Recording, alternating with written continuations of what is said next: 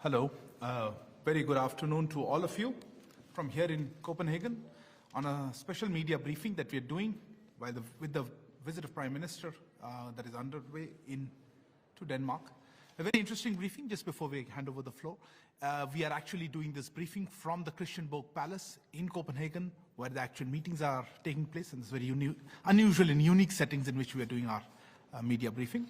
We have with us Foreign Secretary Vinay Quatra, as well as Secretary West, Shri Sanjay Verma, the Ministry of External Affairs, to give us a sense of the discussions that are actually currently underway. As I speak, the second India-Nordic summit is still on, and we are privileged that both of them have been able to step out to just brief us, because Prime Minister will shortly be leaving from here to the airport. Sir, you have the floor.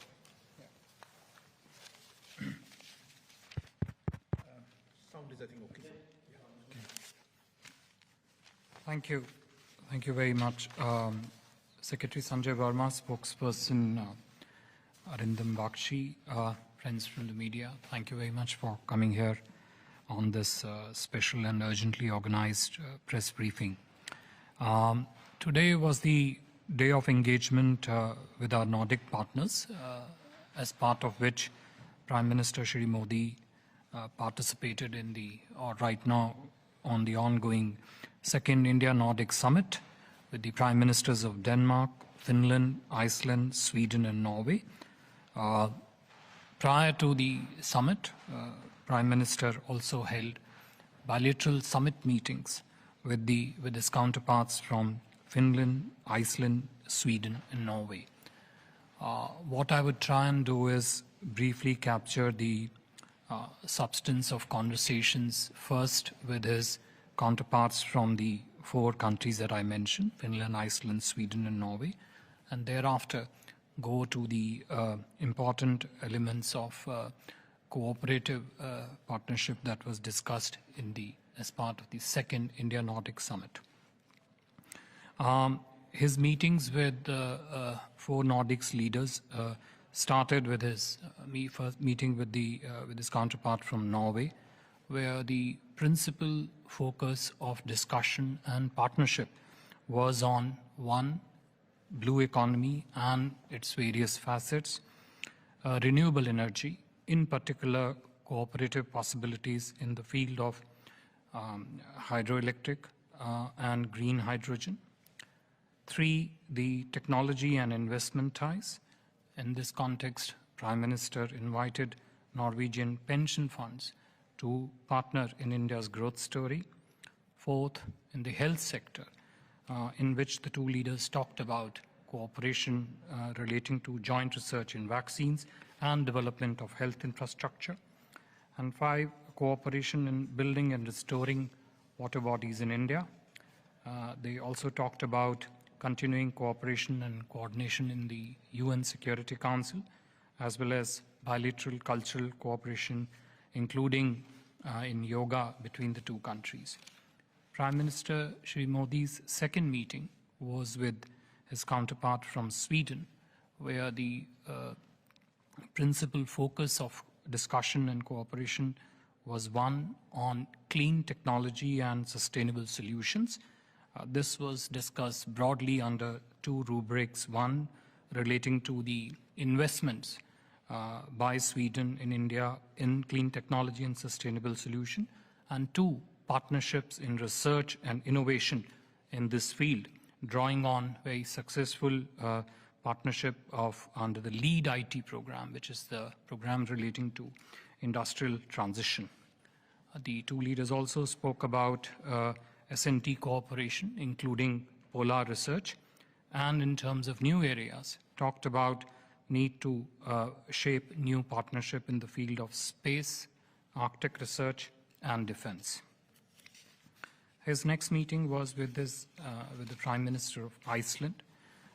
This year, India and Iceland are celebrating the 50th anniversary of our bilateral relations.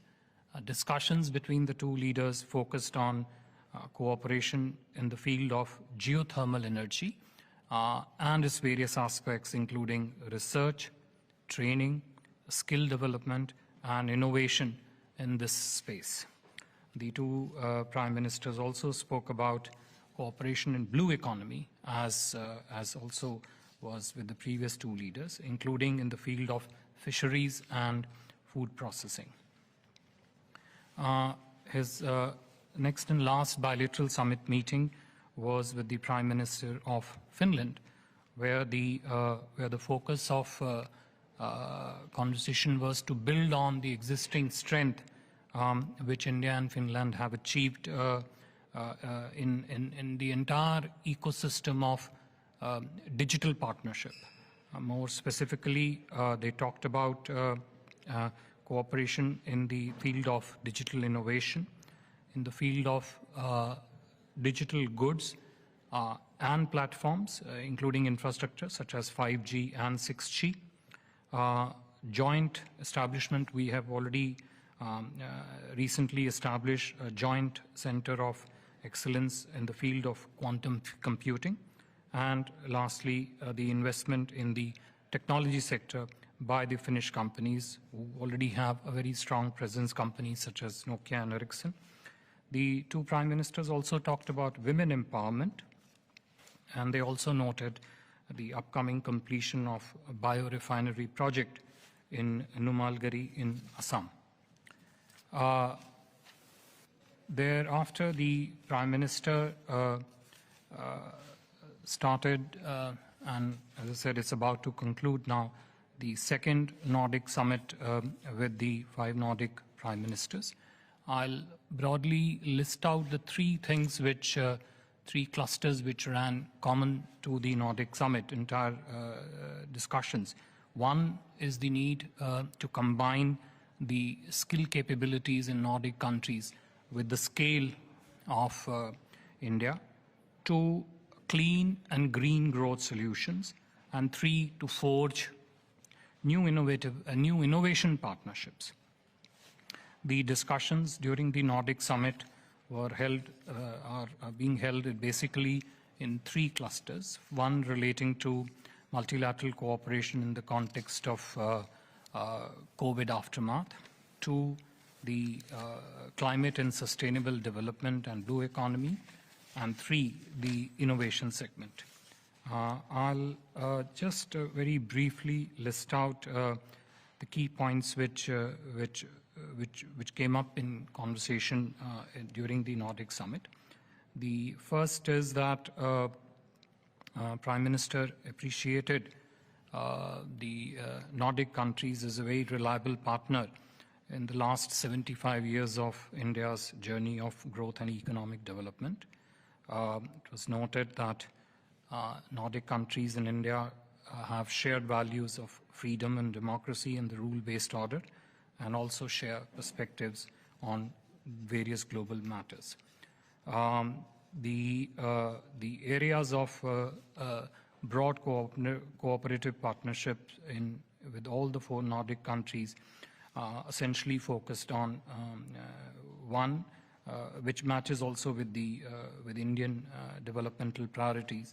1, relating to urban renewal. 2, river cleaning. 3, the entire domain of renewable energy. And 4, the skill development. Under the segment of multilateral cooperation post-COVID aftermath, Prime Minister highlighted that how India has used the IT platforms for effective outreach and monitoring of COVID vaccination in India, and as part of India's belief that such platforms are a matter of global good. He also mentioned that these platforms are available on open source basis.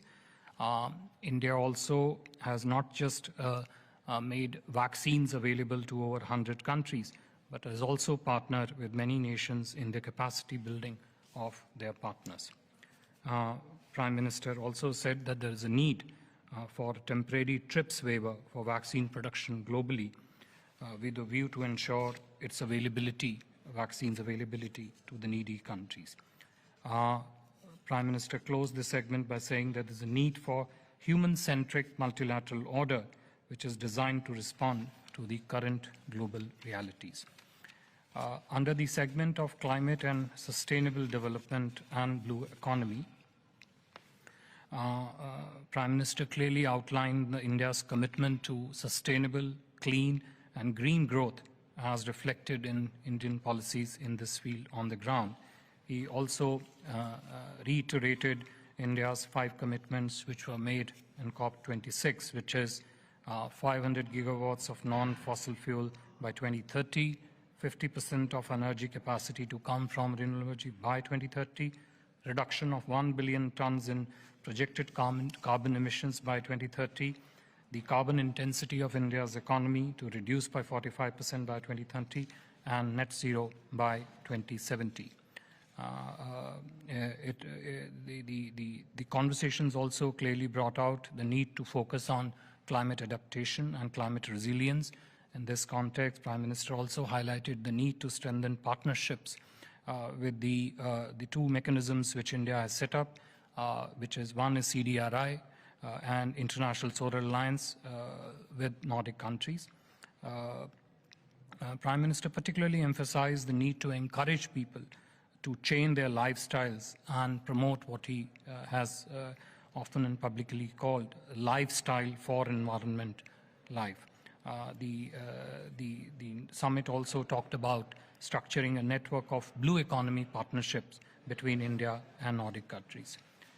In the last segment relating to innovation, which is a very strong area of India-Nordic partnership, they focused on innovation. In this, the focus was particularly on healthcare innovation, digital innovation, including, as I've already mentioned, when we spoke about discussions with Finland on digital goods and infrastructure, service innovation, and technology partnerships. I think all in all, Prime Minister's engagement this morning with the Nordic leaders individually in his bilateral summit, as also the discussions in the Nordic summit, second India-Nordic summit, have chalked out for the systems in India and also in the Nordic countries a very ambitious agenda of partnership, which I said earlier on will seek to combine and converge the skill capabilities, the innovation capabilities, the technology capabilities in Nordic countries with the opportunities in India, and I think will set the basis for a very strong trade, investment, and technology partnerships in months and years ahead. I thank you once again for coming here this afternoon for the special. Thank you very much, sir. I know we are really tight on time, so we'll just take a couple of questions. Yeah, okay, I'll take. Okay. Siddhant, start, please. Sorry, no. Why don't you start? Pranay, please start. विदेश सचिव महोदय, प्रणय उपाध्याय हूं ABP news से। मेरा सवाल इस चीज को लेकर है कि क्या आज भारत और नॉर्डिक देशों के बीच जो शिखर बैठक हुई, उसके बाद जिन विषयों को आपने रखा कोऑपरेशन के, तो क्या कोई इफेक्टिव इसके इम्प्लीमेंटेशन के लिए मैकेनिज्म और टाइमलाइन भी वर्कआउट हुआ है कि ये जो चीजें तय हुई हैं ये लागू हों और उसकी रेगुलर मॉनिटरिंग हो, ताकि तीसरी समिट तक कुछ टेंजिबल रिजल्ट्स हासिल किए जा सकें? Yeah, please. So Siddhant from WION, how much was there the discussion of the Russian invasion of Ukraine during the bilaterals and during the summit? My first question. My second question, sir, when is the third India-Nordic summit going to happen? Any discussions on that? Good noon, sir. I'm Arun from DD India. Sir, how would you define Prime Minister Narendra Modi's visit to Denmark specifically in terms of Nordic? A lot of green component in this, green energy, focus on green energy. How would you define PM's visit? And yesterday, India and Denmark has formed the energy dialogue, energy policy dialogue. With any other Nordic countries, this kind of mechanism has been formed which focuses on energy dialogue or any ministerial setup between the governments as far as energy is concerned, sir, green energy. So, okay. जो आपका पहला प्रश्न था कि जो शिखर वार्ता में जिन भी विषयों पे वार्ता हुई, जो निर्णय लिए गए आगे आने वाले महीनों और सालों में, उनका टाइम बाउंड इम्प्लीमेंटेशन किस प्रकार से होगा।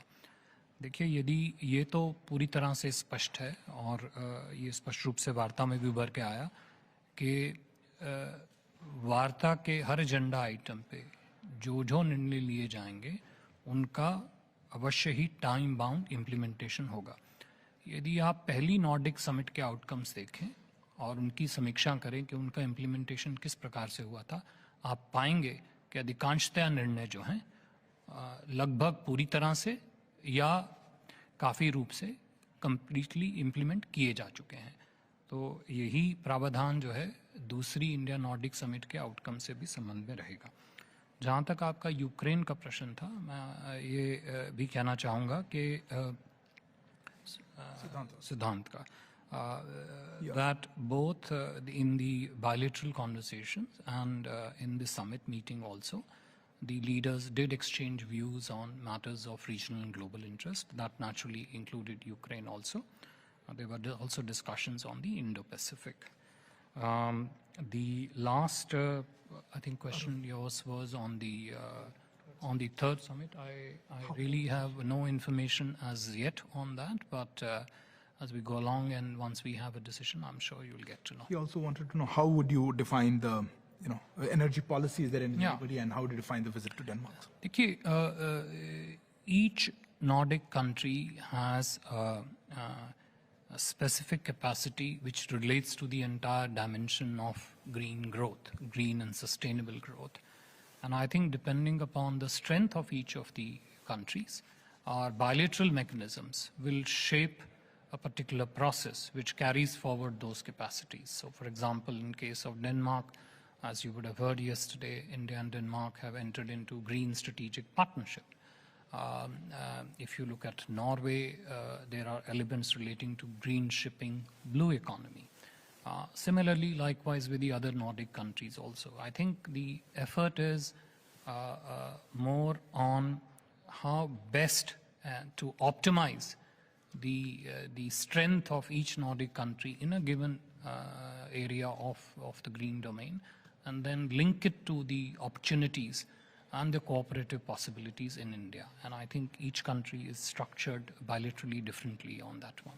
Thank you. So thank you very much for your time, Foreign Secretary Sir, as well as to Secretary Sri Sanjay Verma for coming out here, literally as the summit is now concluding. Before I end, a small word of thanks also to the government of Denmark for graciously allowing us to organize this press briefing here in their Christiansborg Palace. Thank you.